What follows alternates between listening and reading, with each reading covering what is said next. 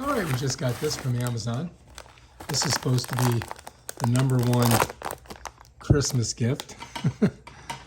Anyway, let's open it up. Try not to cut it. And cha-ching, here it is. All right, so this is the deal here. So on this side, it's a bad mood. All right, it's a reversible plushie, it's called. So I don't think there's any, okay. So then if you go on this side, it's a good mood. Check it out. So you go like this. You see that? So this way you can give it to,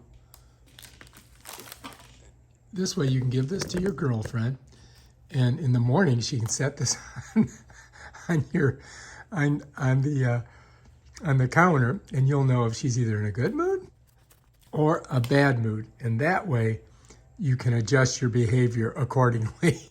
Hopefully, a good mood.